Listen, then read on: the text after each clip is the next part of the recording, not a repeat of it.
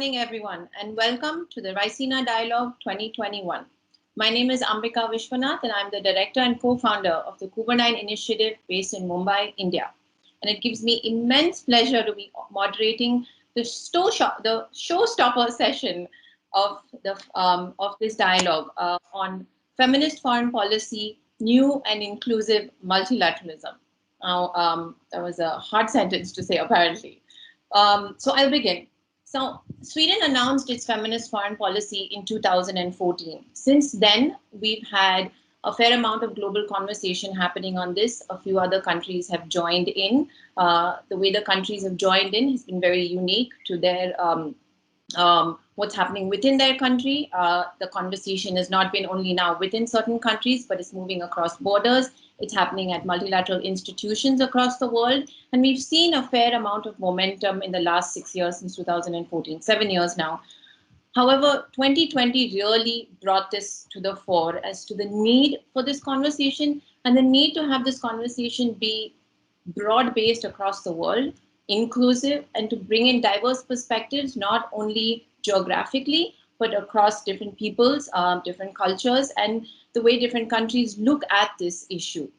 So the question then is, what does a feminist foreign policy look like from a wider geography? Knowing that in the last few years, the conversation has been fairly concentrated in countries within Europe and in North America, and a couple of other countries around the world. So what does it look like from a wider geography? Can it positively impact the changing nature of multilateralism as we know it, which today is in a current state of flux, if I can say that a little bit kindly, and by bringing all these new perspectives in, can emerging powers sort of influence how we problem solve differently? So to discuss these very easy questions, I have with me a stellar panel of speakers. There's Delphine O, who's the Secretary General of the Generation Equality Forum, the Ministry of Foreign Affairs in France, and one of the leading voices in this space today. We have with us Sebastian Groth, Director of Policy Planning at the Federal Foreign Office in Germany, who's been instrumental in their gender and policy approach. And Raji Rajagopalan, Director of the CSST at ORF, who's a leading voice on the need for more inclusivity in India, especially in the security space, and a personal friend of mine. So I'm very honored to have her on this panel with me. So welcome, everyone. I'm going to start with Delphine, and I'm going to start with what it might seem like a little bit of an obvious question to us over here, given that in our different spaces, we've all been discussing this issue, but I think it's important to put it out there. One, as to what a feminist foreign policy really is. It sounds very big, it sounds very lofty to some people, but I think if you can break it down to really just give us succinctly what this means, and then what this means if we look at it from this larger perspective of bringing it into the space of a multilateral discussion. Now, many countries, including France, have declared that they have this feminist foreign policy. But if we not look at it from a country perspective, but a global conversation perspective, from a perspective of global governance, then what does it mean? Over to you, Delphine. Thank you very much, Ambika, and I would like to thank the Raisina Dialogue, ORF, and the Pertinent initiative for triggering that very important conversation on feminist foreign policy. So very easy question, as you said, Ambika. The beauty and the challenge of feminist foreign policy, because it's such an emerging issue, is that there's no single definition, uniform definition of what it is. As you said, Sweden, was the first to launch its own feminist foreign policy 2014, then Canada 2017, France 2019, then we had Mexico, Spain, and Luxembourg. So far we have 6 countries, 5 of them are from the north, and 1 of them is from the global south, Mexico. I would like to share my own personal definition. Is by no means, the universe of this definition. But I'd just like to say that if a country officially adopts a feminist foreign policy, it means that it commits to make sure that gender equality and women's rights are present everywhere in its foreign policy and also in its national policy, because most of the countries have integrated the fact that we need to take care of women's rights and to focus on gender equality when we talk about development issues, ODA, health, education, and so on. But the real challenge is how you mainstream gender equality throughout all the components of your foreign policy, including the nuclear issue, the security issue, the conflicts, the commercial and trade issues, the economic issues. And that's something that it's very hard for a traditional foreign policy to do. And the second aspect of a feminist foreign policy is make sure that you have ownership through the entire system. It's very important that you have leadership from the top. So, you know, the president, the prime minister, the minister of foreign affairs, minister of gender equality, that adopts and own what a feminist foreign policy is. But in order for the foreign policy to be very efficient, you need the entire system to own it, which means all of the diplomats, all of the foreign service corps, and that's a huge challenge because they're not necessarily used to putting gender equality and women's rights in the forefront. And so you need to make sure that it's also mainstream through the foreign service and through our defense corps also, and all our institutions. Okay, thank you. That was very, very succinct, but you raised a number of points, and I'm especially going to come back to this concept of ODA and health, given what we're all going through collectively around the world right now. But before I do that, I'm going to come to you, Sebastian, and I want to highlight the fact that I said, for anyone who might not have picked this up, that Germany has a gender and policy approach in their feminist foreign policy, as opposed to a feminist foreign policy. And there is a difference over here. So I want you to speak a little bit about that, and why Germany decided to take this approach, which is a bit different from what France did and a bit different from what Canada and Sweden have done. And then talk maybe about how Germany, given that it's begun down this path, how it can sort of aid in the larger question of what the European Union maybe could do, and then where Germany might see it positively aiding and influencing or impacting its partners around the globe through this policy approach. Again, very easy question, Sebastian. Yeah, thank you very much, Ambika. First of all, also for the invitation and for setting up this issue. I remember when we met in Munich in February 2019. It was around also an event that we organized where we presented this online data set of women's experts in foreign and security policy, which also gave proof, I think, that there is a cultural shift even in this let's say rather male hard security framework of the Munich Security Conference, and this shows the cultural shift that we are undergoing. And I'm very happy that you picked up the ball from Munich and also dynamized the discussion in India and other places with your article in the Indian newspaper, but also with this event. So thank you very much for making this happen. So I think in substance, the German approach is not very far away from what Delphine explained about the French vision on feminist foreign policy. We, I think, in the ministry for the time being at least, do not use the term feminist foreign policy actively, but we very much concur with the concept. And this is, I think, going back to Germany's engagement since the United Nations Security Resolution 1325, 20 years ago, that it was a very important, also horizontal subject of German multilateral, but also bilateral engagement. What is new, as I observe it, also in Germany right now in the discussion, is that that we broaden the scope of the concept, where it was really focused on how to help women in difficult situations, how to program development projects, for example, to support women's and girls' rights.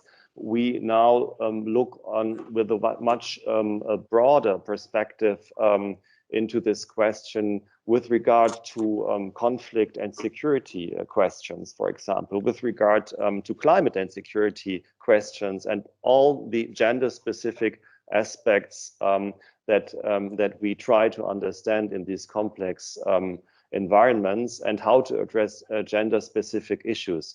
And the second point I would like to make is that we are, I think, more willing than probably 20 years ago to look into our own structures. Because what Delphine also said is what you need in your own institution is both its ownership and leadership. And if you don't convince and incentivize your own staff and your own human capital in your institution to pursue this this policy, it will be very hard to make a difference. A third point that is very interesting right now to observe in Germany is, as you know, we are going towards federal elections in September. And for the time being, foreign policy is not playing a very prominent role in the discussions. But when you dig deeper in some of the programs and the discussions of the political party, the gender aspects and even the term feminist foreign policy is coming up more and more prominently. So I'm quite convinced and quite sure that as of September 2021, it will be even more prominent for the German approach in foreign and security policy. My last point with regard to the European Union. It's very interesting that Brussels, I think, is taking up very actively the signals that are coming from capitals like Stockholm, like Paris, like Berlin. They are really in an institutional reorientation or review program that started in January this year. And the gender aspect is one of the central pillars of this review process. And that also starts with the recruitment and career policy within the institutions, because as in our institution, and I have to admit, we are not doing very well in this regard. It is even, I think, more difficult for the time being, at least in the European External Action Service, to have a sufficient number of women in the career and management posts, both in Brussels and abroad. And I think this is a very important issue that needs to be addressed also from the Brussels perspective. Thank you. Right. Well, thank you for that, Sebastian. I think many of us here on this call and beyond those who are listening in are going to come back to you in September and see what happens after the election. So that's a date to hold on to. I want to pick up actually on something that both you and Delphine talked about, and that's ownership and cultural shift, and bring that question then to Raji.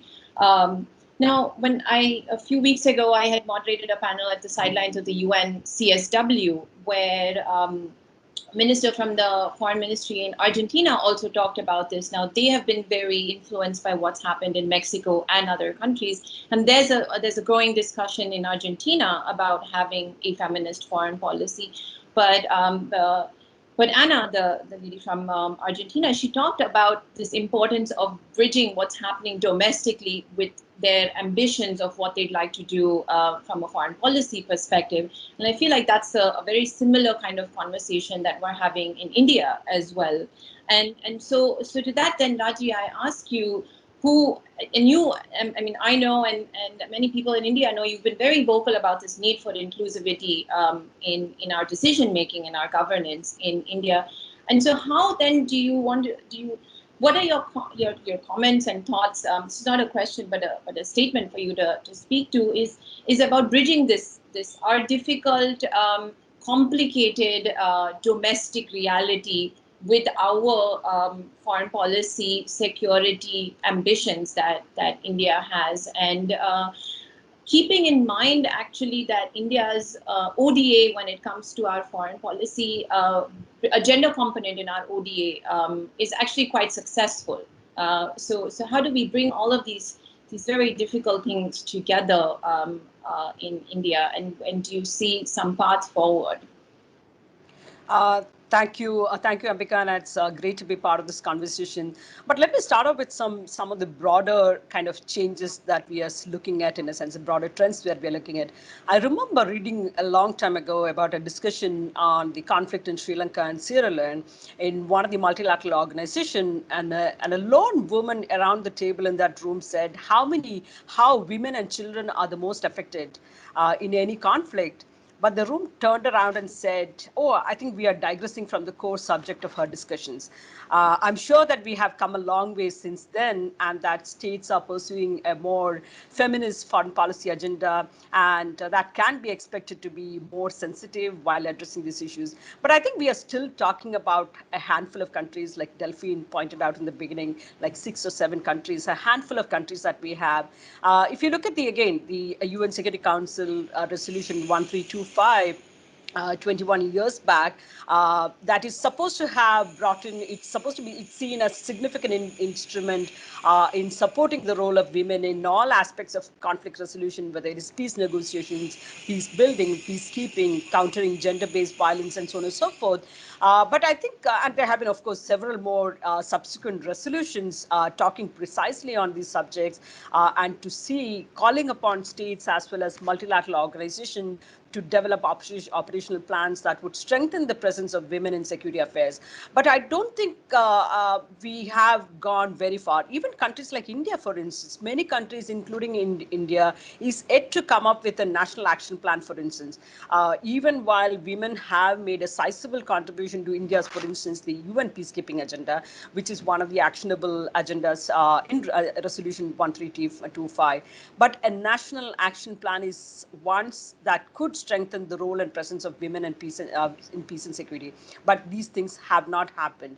But again, like I said, it is a slow process. It's not all gloom. Some of the recent trends should be reassuring, especially Mexico's adoption of the feminist foreign policy approach, because Mexico, especially coming from the global south, in a sense, it does offer some hope that it's not that the rich countries alone can pursue this. Richness and the prosperity are not some certain criteria that need to be up there for countries to adopt a much more inclusive agenda. So there have been, but I think women leading some of the foreign policy questions itself is important. The impact of feminist foreign policy, global diplomacy, international security, that is still something not really appreciated and not completely understood, especially if you were to look at the global south and broadly if you look at the south.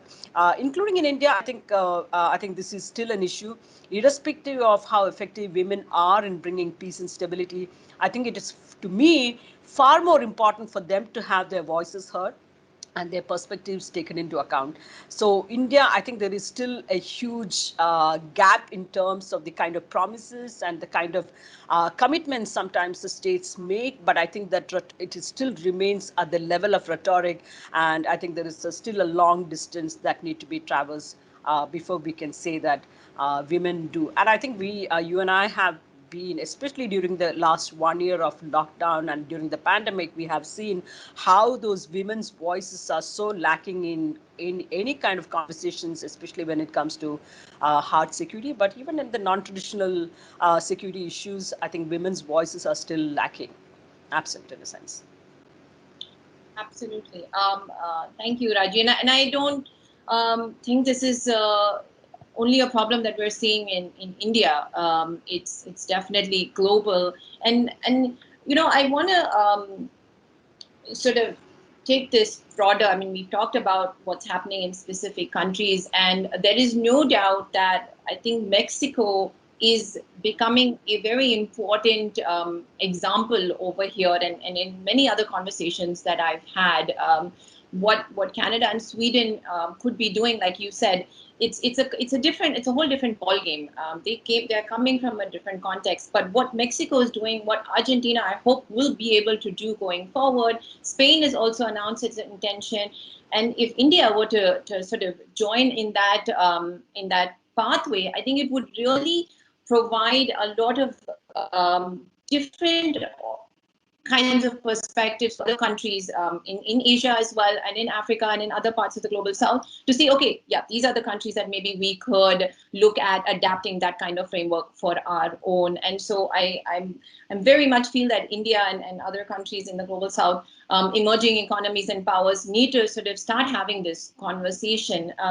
But the one theme I feel like you've all mentioned in some different way or the other is obviously peace and security, but also health. And we're seeing sort of a shift and cracks in how we discuss health in global multilateral institutions around the world, and the kind of distrust it's bringing between both institutions and countries. And so then the question here is, do we think this kind of a framework, not the exact feminist foreign policy framework, but some version of that we might be able to adapt, could aid in sort of creating better global governance institutions? I mean, we're trying to do that at home in many countries, but can we do that at a global governance level? And I want to ask Delphine, who's the head of our Generation Equality Forum, to actually say a few words on that, and where she thinks the Generation Equality Forum could then sort of drive that conversation. Delphine. Thank you, Ambika. So I'm no health experts, but we obviously care a lot about health in the context of the Generation Equality Forum. Maybe just a few seconds to remind everybody what the forum is. It is the Beijing Plus 25 celebration. Well, actually the Beijing Plus 26, because we had to postpone from 2020 to 2021 because of the pandemic. It's being convened by UN Women. It's been co-hosted by France and Mexico, and you have talked a lot about the leading role of Mexico in the global south. And it took place in Mexico virtually a couple of weeks ago, and then will culminate in Paris at the end of June and early July. What's interesting with the Generation Equality Forum is that it's not an intergovernmental space. So we're all being used to, to the CSW, to the UN General Assembly, and these UN intergovernmental spaces where it's very important that you have the spaces because you can hold countries and member states accountable to their international obligations, but it's also very constraining because you work by consensus, and because everybody by nature, all of the member states are sitting at the table, and everybody is at liberty to actually block or veto or slow down the process. So what we decided with UN Women, and this goes back to what feminist foreign policy and health, why it matters, is that we decided to work in a multi-stakeholder arena. Instead of just bringing states, we also brought international organizations, but more importantly, we brought civil society. We brought think tanks, civil society organizations, feminist movements, youth organizations. The private sector has also a very important role to play to advance gender equality. We brought philanthropic foundations. And we just made sure that in that space, which is not constrained by the intergovernmental constraints, we can move forward much more.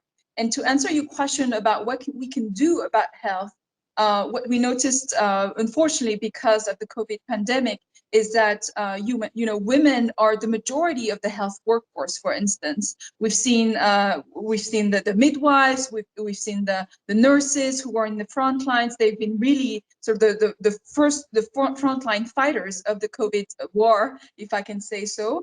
But they're still very much undervalued, underpaid, not working in safe and decent working conditions, subjected to sexual harassment in the workplace, and so on. And just actually the jobs that they hold are not very much recognized by society.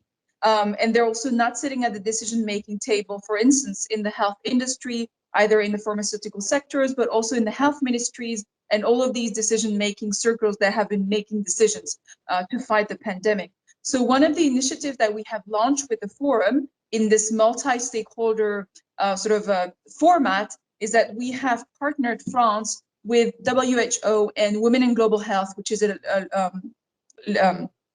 global NGO working for women in health, to call on states who might have a feminist foreign policy or may not, to make commitments to really improve the position, the decision-making responsibilities and roles, but also the conditions of the female workforce in the context of the pandemic, because it has shown a crude light on their working conditions. So there's just one example. We're working on every issue: gender-based violence, economic justice, sexual and reproductive rights, feminist movements, gender and climate, you know, the whole spectrum. But the way that we can actually make progress, and that's also an embodiment of what feminist foreign policy is not just having the state or the government or the MOFA decide by itself, but actually to include civil society in the governance, in the definition of the goals of the Generation Equality Forum, but more generally of the goals of the feminist foreign policy. So Raji, I want to ask you then to carry on that theme of inclusivity and bringing in all the voices. NATO has recently made its intentions known of bringing in more integrating a gender perspective in their planning. And given that it's been seen as a fairly male-dominated field, do you think that institutions like NATO and other institutions that look at, you know, these hard security spaces that are supposed to be, you know, the male spaces, can we bring in what Delphine is talking about, this concept of more inclusivity, this wider perspective of looking at how we then deal with the problems that are there now and then going to come henceforth? Yeah, absolutely. Let me just at the outset, let me say there are many variations in feminist theory, and I myself work on traditional security issues than most feminists would. I work on tech, nuclear, space, great power competition in these areas. But I nevertheless see the value of expanding this conversation to what security really means, what are the different issues and aspects that we need to be considering on the security bracket. So I think, like Delphine said, I think the inclusivity, the need for greater inclusivity is absolutely critical, as absolutely central. And I believe as a feminist foreign policy approach could be helpful in building greater inclusivity because gender equity and gender agenda are two key pillars in this approach, and therefore it can be expected to be more inclusive in terms of building an overall broader agenda while looking at security both within the traditional and non-traditional security spaces, and how, for instance, take up the cause of the women who continue to be the most disadvantaged and so on and so forth. It can also be inclusive in terms of broadening the base to look at human rights issues to do with minorities, the marginalized and so on and so forth. But again, this brings me to also to a second point about how do we address these issues. There is an increasing focus on traditional security issues. This is a function of the changing balance of power dynamics, therefore a greater emphasis on hard power and so on and so forth. Which could also mean there is a dilution of attention to the agenda pursued under the feminist foreign policy approach. So I would say that I think there is a need for more dialogue, greater understanding, thus bringing certain amount of comprehensiveness to our conversations. And given the traditional approach to security gaining greater traction, there could be pushback, but I think this needs to be countered by creating more platforms such as those spoken by Delphine, create more platforms, more initiatives that would champion the cause of security, to look at it in a broader sense, look at the security of women, children. And so that is very, very important.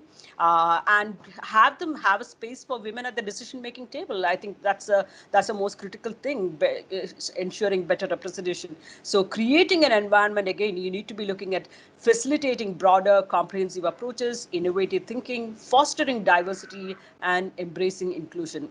And I think finally to look at formulating policy outcomes that study carefully the impact of a particular issue on women and other minorities. And I think this is best done by feminist approaches, but I think there are going to be some pushbacks also given the focus on balance of power approach and the hard power capabilities that are becoming central to security debates. Absolutely.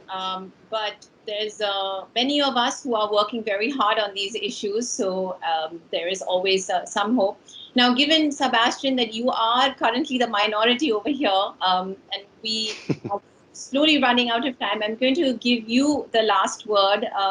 And if you can just pick up on what Raji said about having women voices at the table. Do you think, and this is a bit of a complicated question, but do you think if the European Union were to, as a union, adopt a feminist foreign policy, it will drive their future relationships with other partners around the world? It might, and in that sense, then how do you see those kinds of partnerships changing, if at all? And then we have a couple of minutes left to that. Yeah, thank you very much. No, I think it is extremely important that the European Union, also the External Action Service, develops a progressive approach with regard to gender-based foreign policy, and you can also call it a feminist foreign policy.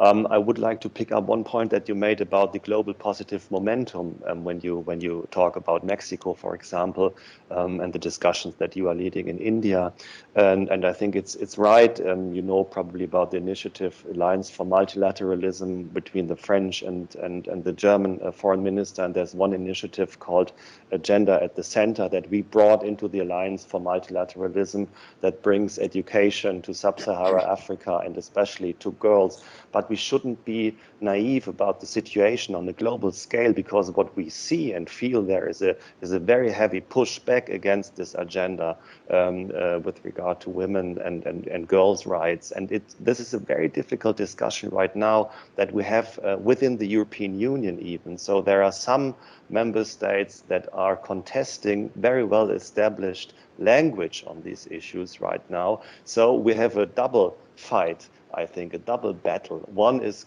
outgoing, looking for like-minded, binding up and pushing the agenda, but on the other hand, fight against this very, very important pushback that is also happening. And in this regard, I think the European Union has to play a very, very important role. Okay, thank you. Well, I have to unfortunately end this conversation now. We have run out of time. It seemed that it went by very fast, and we need many, many more hours to be discussing these issues, which we will continue to do so. I'm just going to put out a few key words that I feel like were coming up in this conversation and in many others that people around the world are having, and that is the need for a diverse set of perspectives.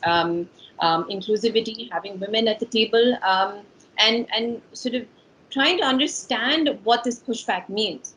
This pushback could be cultural, it could be a lived history that's different in one country versus another. And I feel like, given that the feminist foreign policy in its very core understands that yes, this pushback will happen, but how do we then work with that and then go forward?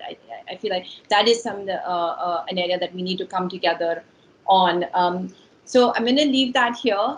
Thank you very much, all of you. Lots of food for thought for everyone who's been listening in to this conversation. I hope they've taken away what we've been trying to tell them. They read more, and we understand more around the world about what this means, whether it's a feminist foreign policy or a gender and foreign policy approach, and that we have more partners come together in this space. So thank you, Sebastian, Delphine, Raji. It was wonderful having you on this panel with me at the Raisina Dialogue 2021.